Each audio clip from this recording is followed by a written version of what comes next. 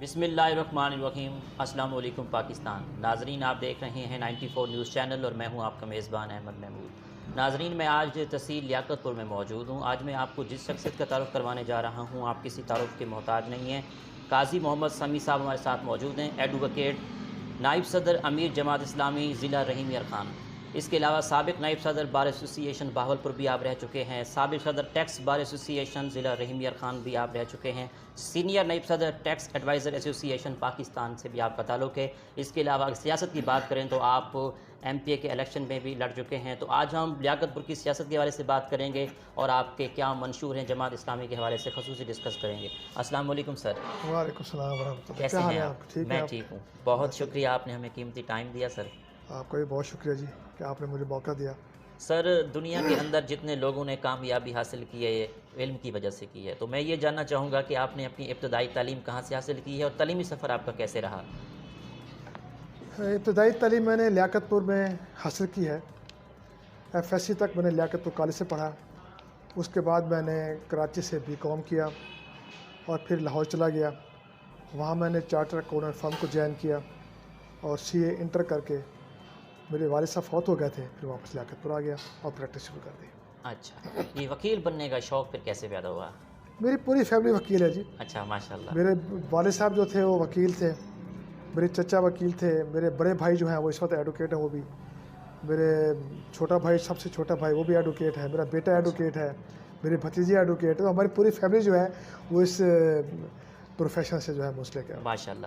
اچھا سر، یہاں پہ ایک سوال میرے مائنڈ میں آ رہا ہے کہ اچھے وکیل میں کیا خصوصیات ہونی چاہیے؟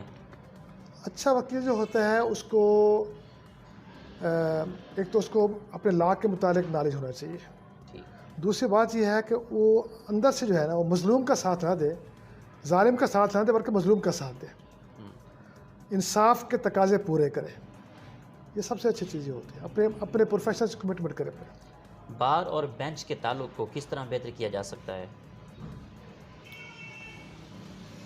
آج کل کے دور میں بار اور بینچ کا تعلق تو ویسے بہت اچھا ہوتا ہے، اچھا۔ ٹھیک ہے نا، لیکن جو ایک مثالی تعلق یہ ہوتا ہے کہ جو بار ایسوسیشنز ہوتی ہیں وہ بینچ کے ساتھ یہ کمٹمنٹ کریں کہ انصاف کے تقاضے وہ پورے کریں گے، کسی کے ساتھ ظلم نہ ہو، ہر بندے کو انصاف ملے اور سستا انصاف ملے اور بغیر وقت ضائع کیے ملے اس کو۔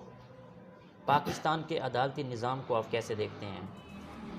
عدالتی نظام میں بہتری کی گنجائش موجود ہے۔ اچھا۔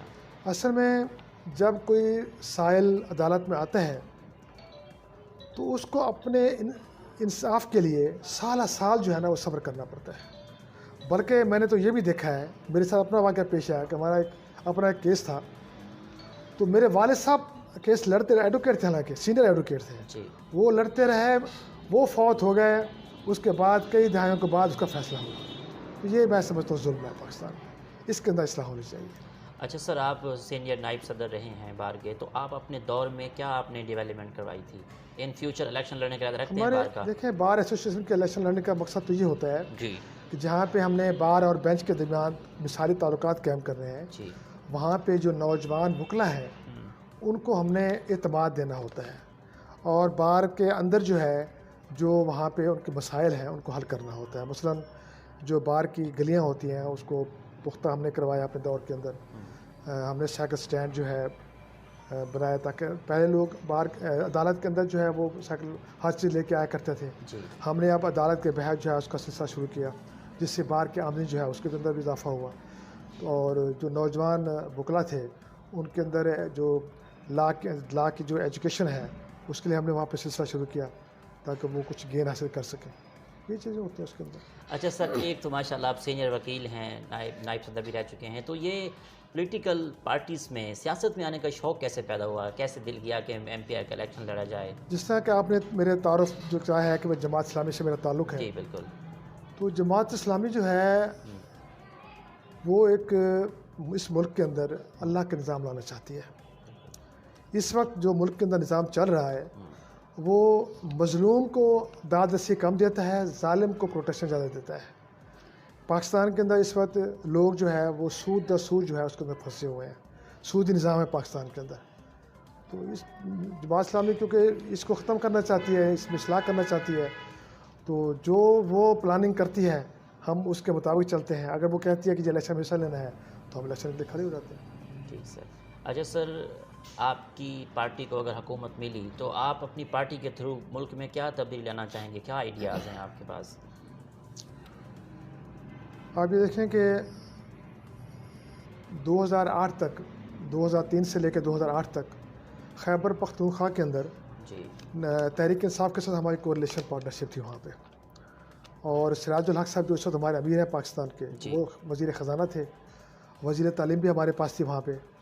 تو آپ نے دیکھا ہوگا کہ پاکستان کے اندر سب سے بہترین حکومت اس میں خیبر پختونخوا میں تھی. اور جو بجٹ بنایا جاتا تھا وہ لوگوں کی فلاح و بہبود کے لیے. یہ جو پنجاب کے اندر جو مفت تعلیم، مفت کتابیں ملی، یہ سب سے پہلے سراج الحق صاحب نے خیبر پختونخوا میں انٹروڈکشن کرایا تھا. ہسپتالوں کے اندر جو مفت دوائی مل رہی ہے اس وقت، یہ سب سے پہلے خیبر پختونخوا میں سراج الحق صاحب نے انٹروڈیوس کرایا تھا. تو صاحب ظاہر ہے جماعت اسلامی کا جو دستور ہے، جماعت اسلامی کا جو مشن ہے، وہ لوگوں کی خدمت کرنا ہے. اور ہم نے وہاں پہ دکھایا ہے کہ جو ہے بغیر کسی کرپشن کے ہم نے لوگوں کی وہاں پہ خدمت کی. لوگوں نے ہم پہ اعتماد کیا. اور جو وہاں پہ بلدیاتی الیکشن ہوئے، وہاں پہ جماعت اسلامی جو ہے وہ خیبر پختونخوا کے اندر دوسری بڑی جماعت بن کے ابھری وہاں پہ. ٹھیک. پاکستان کی موجودہ سیاسی صورتحال پر آپ کا کیا تبصرہ ہے؟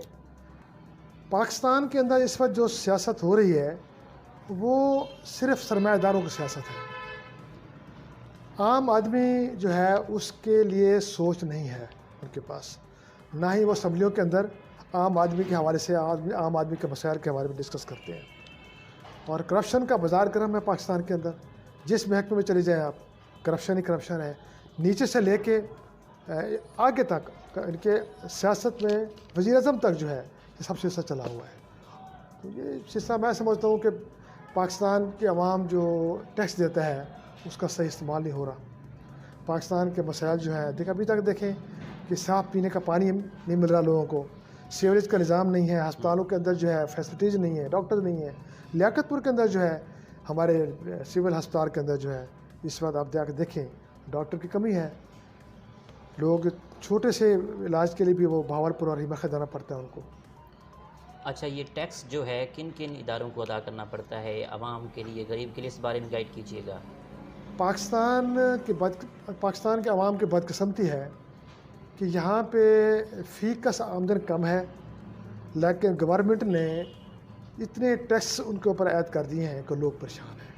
اب آپ دیکھ لیں کہ پراپرٹی ٹیکس کو دیکھ لیں، آپ پروفیشنل ٹیکس کو دیکھ لیں، سیل ٹیکس کو دیکھ لیں، ان جو انڈائریکٹ ٹیکسز ہیں، انکم ٹیکس کو دیکھ لیں.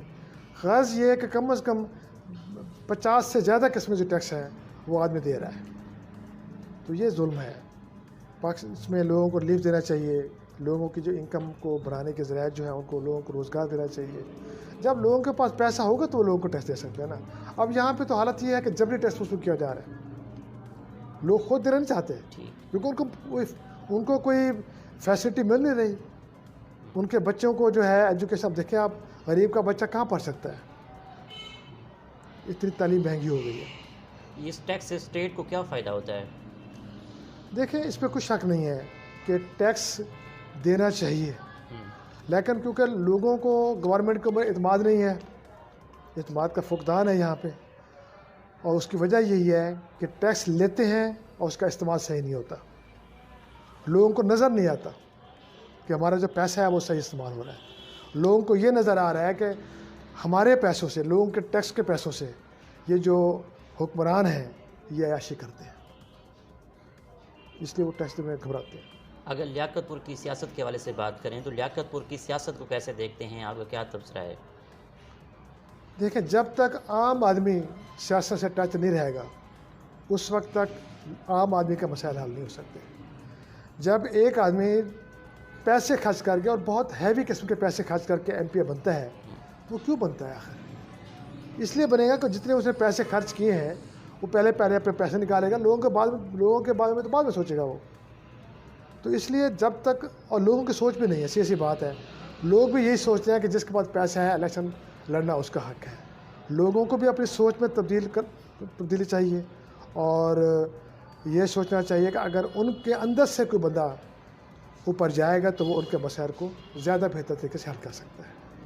اچھا، لیاقت پور میں ایسی کیا ڈیفیشینسیز ہیں جو آپ چاہتے ہیں کہ ان کو حل ہونا چاہیے؟ کیا مسائل ہے بیسک لیاقت پور کے؟ لیاقت پور میں جو 2-3 مسائل ہیں نا جی۔ سب سے بڑے وہ یہ ہے کہ لیاقت پور کا جو سیوریج کا سسٹم ہے اس وقت یہ 60s کا ہے۔ اچھا، اس وقت آبادی کم تھی۔ آج حالت یہ ہے کہ یہ جو سیوریج سسٹم ہے یہ ناکام ہو چکا ہے اور ہر گلی کے اندر پانی کھڑا ہوا ہے۔ لوگوں کے جو باتھ رومز ہیں وہ فلش جو ہے وہ فل ہو چکے ہیں، وہ استعمال نہیں کر سکتے۔ بہت بڑے مسائل ہیں۔ اور جو بھی پچھلے نون لیگ کی حکومت تھی، جو ان کے ایم پی اے تھے، انہوں نے لوگوں کو سنہری خواب دکھایا کہ جی میں نے ایک میگا پروجیکٹ منظور کیا ہے، میں آج تک شروع نہیں ہو سکا۔ ٹھیک ہے جی، ایک تو وہ ہے۔ دوسرا بات یہ ہے کہ پینے کا صاف پانی یہاں پہ نہیں ہے لیاقت پور میں۔ خواتین کے لیے علیحدہ جو ہے وہ پارک نہیں ہے جس میں وہ آزادی کے ساتھ ایکسرسائز کر سکیں، واک کر سکیں۔ کالجوں کے اندر، اسکولوں کے اندر جو ہے ٹیچرز اور لیکچر جو ہیں ان کی بہت کمی ہے یہاں پہ۔ جو اسپیشلسٹ جو ہے فزکس ہے، کیمسٹری ہے، میتھ ہے، بایو ہے، ان کی یہاں پہ بہت کمی ہے۔ اور گرلز کالج کے اندر بہت کمی ہے، اسکولوں کے اندر بہت کمی ہے۔ اور یہاں پہ جو انڈر پاس ریلوے پاس انڈر پاس ہے لیاقت پور کے اندر وہ نہیں ہے، تو اس لیے اس کی بہت ضرورت ہے یہاں پہ یہ چیزیں۔ لیاقت پور تحصیل میں ایم پی ایم این اے جو ہیں بن جاتے ہیں تو ان کا فوکس نہیں ہے کہ لیاقت پور کی ڈیفیشینسی دور کیا جائے، اس بارے میں نہیں سوچتے؟ لیاقت پور میں اس وقت جو ایم پی ایز اور ایم این ایز ہیں ان کے اندر آپس میں کوآرڈینیشن نہیں ہے۔ بے شک وہ ہمارے جو ایم این اے ہیں وہ بھی تحریک انصاف کے ہیں، ایم پی اے جو ہیں وہ بھی تحریک انصاف کے ہیں، بلکہ 2 ایم پی اے تحریک انصاف کے ہیں، لیکن ان کے اندر آپس کے اندر کوآرڈینیشن نہیں ہے، جس کی وجہ سے لوگوں کے مسائل جو کے تو ہیں۔ ان کے اندر کوآرڈینیشن ہونا چاہیے۔ اگر اس حکمران جماعت کے اندر ہوتے ہوئے بھی یہ لوگوں کے مسائل حل نہیں کر سکتے تو پھر عوام کا اللہ ہی حافظ ہے۔ اچھا سر، چنی گوڈ سے رحیم یار خان سنگل روڈ ہے، آئے دن ایکسیڈنٹ بھی ہو جاتے ہیں، تو کیا یہ ڈبل روڈ نہیں ہونا چاہیے؟ اس بارے میں کیا کہیں گے آپ؟ اس حوالے سے کافی مرتبہ ہم نے بھی وہاں پہ درخواستیں بھجوائی ہیں اچھا، کہ اس کے اوپر رش بہت بڑھ چکا ہے اور اس کو ون وے ہونا چاہیے۔ اکثر یہاں پہ حادثے ہوتے رہتے ہیں، تو یہ تو بہت ضروری ہے، ٹائم بہت ضائع ہوتا ہے۔ اب دیکھیں آپ لیاقت پور سے اگر آپ صادقآباد جائیں تو کہیں بھی فیروزہ دیکھیں، آپ خانپور چلے جائیں، آپ رحیم خان چلے جائیں، بائی پاس نہیں ہے جی اور اندر سے شہر کے اندر جاتے ہوئے لوگوں کا کافی ٹائم ضائع ہوتا ہے۔ بالکل۔ تو یہ ضروری ہے، بہت ضروری ہے، یہ ون وے بھی ہونا چاہیے اور بائی پاس بھی ساتھ ہونا چاہیے۔ اچھا سر، دوسری بات یہ ہے کہ لیاقت پور رحیم یار خان سے 100 کلومیٹر دور ہے، یہاں سے بہاولپور 100 کلومیٹر دور ہے، تو اس کو ضلع بنوانے کے لیے یہاں کے لیڈر کوئی اقدامات کر رہے ہیں کہ لیاقت پور ضلع بن جانا چاہیے؟ ہمیں تو سب سے میں سمجھتا ہوں افسوسناک بات ہمیں یہ لگتی ہے کہ جنوبی صوبہ پنجاب محاذ بنا کے ان لوگوں نے لوگوں کے ساتھ دھوکہ کیا، ان لوگوں نے جنوبی پنجاب کے لوگوں کے ساتھ دھوکہ کیا ہے کہ جی ہم صوبہ بنائیں گے۔ کہاں صوبہ بنایا؟ ویسے کا ویسا ہے۔ اور لیاقت پور میں جو آپ ضلع کی بات کر رہے ہیں اس کی تو 100% گنجائش موجود ہے، کیونکہ لیاقت پور تحصیل اس وقت بہاولپور ڈویژن کے اندر سب سے پسماندہ تحصیل ہے، اور دوسرا اس کی جو سرحدیں ہیں وہ تحصیل علی پور کے ساتھ جا کے ملتی ہے، یعنی کہ اتنی بڑی تحصیل ہے کہ یہ دریا کے پار تک جا کے اس کے بنتی ہے، اور لوگوں کو لیاقت پر آتے ہوئے صبح سے شام ہو جاتی ہے۔ تو رحیم خط تو آپ خود دیکھیں گے، لیبر خط جب جائے گا تو اس کو کیا اس کا مسائل ہوں گے۔ کوئی تحریک چل رہی ہے؟ تحریک چل رہی ہے، لیکن اس کے اندر ہمارے ایم پی ایز اور ایم این ایز کی جو خاموشی ہے وہ سماجی کردار ادا کرتی ہے۔ اچھا، تعلیم کی بھی ہم یہاں بات کریں گے کہ یہاں اسلامیہ یونیورسٹی کا کہ سب کیمپس ہونا چاہیے، تو اس حوالے سے آپ کیا کہیں گے؟ دیکھیں جی، لیاقت پور کے اندر کیمپس اوپن علامہ اقبال اوپن یونیورسٹی کا تو موجود ہے، اسلامیہ یونیورسٹی کا ہونا چاہیے، لیکن یہ اب گورنمنٹ کا کام ہے، کیونکہ اب لیاقت پور جو گرلز ڈگری کالج ہمارے پاس جو بوائز ڈگری کالج ہے، اب وہاں پہ جا کے اس کی حالت دیکھیں آپ کہ وہاں پہ ہاسٹل تک نہیں ہے۔ اب جو دور کے لوگ ہیں، چکوک کے جو بچے ہیں، وہ کہاں پہ آ کر کے رہیں گے؟ ان کے پاس ہاسٹل کی سہولت ہی نہیں ہے وہاں پہ۔ جب وہاں پہ ہاسٹل کی سہولت نہیں ہے تو باقی چیزوں کس کو دیکھیں گے؟ آپ ماشاء اللہ سینئر ایڈوکیٹ بھی ہیں، تو ایز اے ایکسپرٹس پاکستان کے تعلیمی نظام کو آپ کیسے دیکھتے ہیں؟ پاکستان کے اندر دوہرا معیار ہے اس وقت، تعلیم کا دوہرا معیار ہے. امیر کے لیے اور سکولز ہیں، ان کے اندر جو ہے سلیبس اور قسم کا ہوتا ہے، اور غریب جو ہے، غریب کا جو بچہ ہے اس کے لیے سلیبس اور ہے اور سکول اور معیار اور ہے. جب تک یہ ختم نہیں ہوگا اس وقت تک پاکستان ترقی نہیں کر سکتا. آخر میں سننے والوں کو، دیکھنے والوں کو، لیاقت پور کی عوام کو آپ کا کیا میسیج ہے؟ لیاقت پور کے عوام کو میں یہ میسیج دینا چاہتا ہوں، خدا را آپ لوگ اگر ملک کے اندر ظلم کو ختم کرنا چاہتے ہیں، انصاف کا نظام چاہتے ہیں، تو جماعت اسلامی کو ایک مرتبہ موقع دیں، تاکہ اس ملک کے اندر، کیونکہ آپ کو یاد ہوگا کہ سپریم کورٹ نے بھی یہ کہا تھا کہ اگر 62 اور 63 کو ہم اپلائی کیا جائے تو صرف سوائے سراج الحق کے اور کوئی اس کے اوپر پورا نہیں اترتا. ان کو موقع دے کر دیکھیں، انشاءاللہ تعالیٰ پاکستان کے اندر حالات تبدیل ہو جائیں گے. بہت شکریہ آپ نے ہمیں قیمتی آپ کا بہت شکریہ جی، بہت مہربانی آپ کی. جی تو ناظرین، آپ نے آج کی شخصیت پروگرام سنا. اسی کے ساتھ احمد محمود کو اجازت دیجیے. اللہ حافظ. اللہ نگہبان. پاکستان زندہ باد.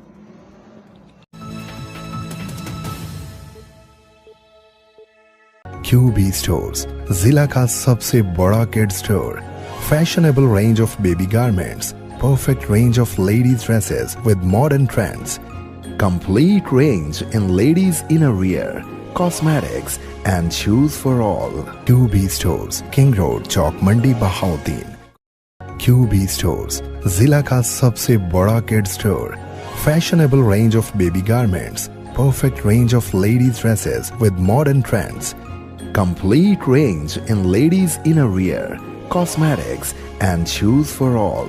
QB Stores, King Road, Chowk Mandi, Bahauddin.